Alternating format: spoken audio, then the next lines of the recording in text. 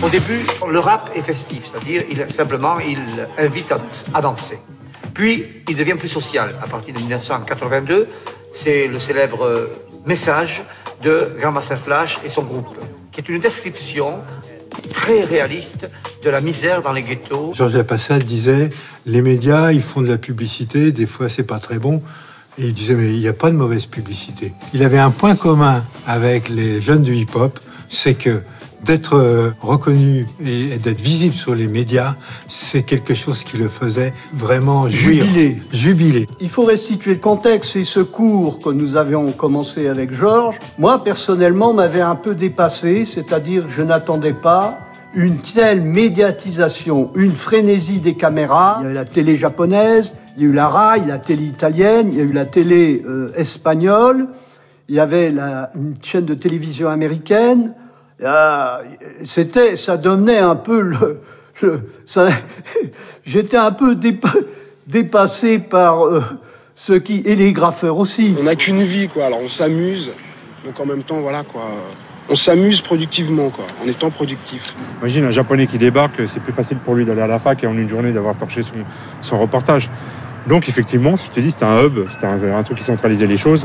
Maintenant, peut-être que ça a donné une importance exagéré à la fac par rapport à ce que c'était dans le hip-hop, tu vois, par rapport au hip-hop français, quoi. T'avais un truc qui était quand même un peu faux dans tout ça, et je pense que lui s'est pris à ça, alors peut-être c'était pas, il l'a pas prémédité, mais il a eu la reconnaissance des médias. Et voilà, il se retrouvait dans une position qui était gênante pour nous, quoi. Il était présenté comme l'ethnologue ultime là-dessus, et ça lui est monté à la tête, et donc à ce moment-là, il a voulu choisir.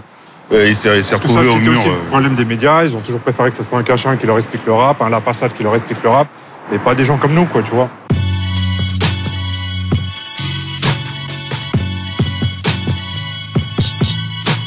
On avait tellement marre de voir des conneries dans la presse sur le hip-hop, ou même à la fac d'entendre des conneries. Réellement, de la fac. Ça, c'était un des quelques-uns. On s'est dit que, un peu naïvement, qu'il fallait que ce soit les gens du hip-hop qui en parlent, quoi, tu vois. C'était une autre façon de faire du hip-hop pour nous. Et c'est ça que les gens, je dis toujours, nous, on s'est jamais considérés comme des journalistes. On fallait bien les former, on disait qu'on était des b-boyistes. Et pour nous, moi, je me considérais même en compétition avec les autres rappeurs, avec des trucs comme ça. C'est pour ça qu'on a eu ce ton et cet esprit-là. Moi, il y a toujours un truc dans le journalisme que je supporte pas, c'est l'objectivité. Ça n'existe pas, l'objectivité. T'es un menteur. Nous, on avait le sentiment que fallait que ça soit une compétition et qui amène tout le tout vers le haut. C'est pour ça que je dis on ne doit pas être tous copains ou machin. C'est pas vrai. Il y a des gens à qui on ne pouvait pas être copains. Je pense pas que la direction même de la fac était super open sur ce que faisait Lapassade. Je pense pas qu'il ait eu des bons retours de sa hiérarchie.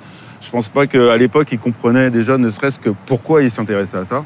Georges Lapassade se disait que des fois, il vivait l'expérience hip-hop un peu comme une souffrance au niveau un peu chrétien, comme si c'était un chemin de croix. Alors j'étais un peu étonné, je lui ai dit, quand même.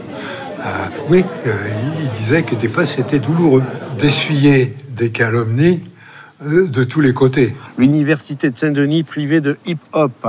Le vendredi 8 mars 91, le Figaro édite un article « Fini le cours de rap et de graphe à l'université Paris 8.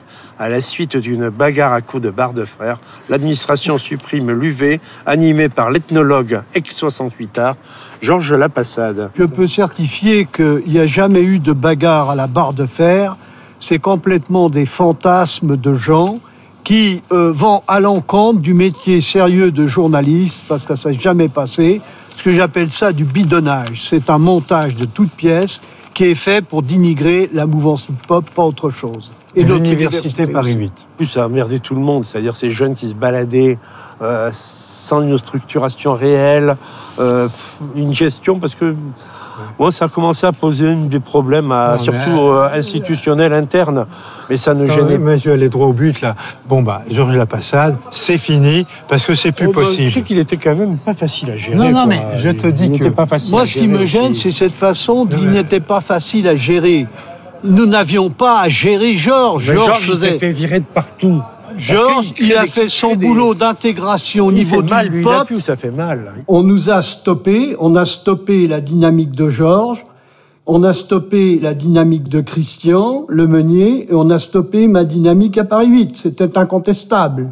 Jusqu'à la fin de sa vie, il s'est accroché à Paris 8. C'est-à-dire qu'on te dit, t'es à la retraite d'Alon. Le mec, il prend quand même, il garde son bureau. Je te jure.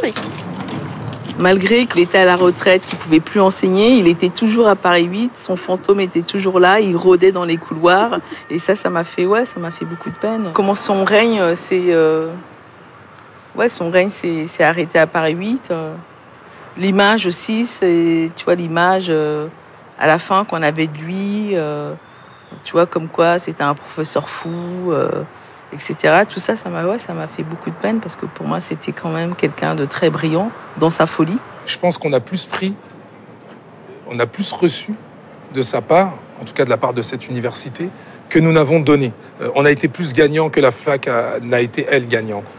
Par contre, la culture française est on ne peut plus gagnante parce que cette micro-société-là, ces épiphénomènes que vous constatiez, aujourd'hui, c'est mainstream. Et voilà, cette fac, pour moi, ça a été vraiment une période tampon, charnière, qui nous a fait passer de petit à grand.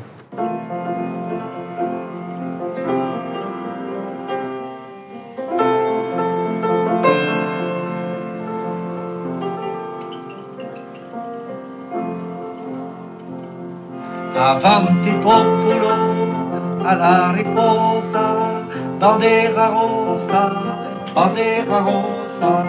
Avanti popolo alla riposa, bandera rosa, trionfera. Tu grandis que tout le temps on te parle des Gaulois, des Gaulois, des Gaulois, qu'on te montre des photos de Gaulois blonds aux yeux bleus.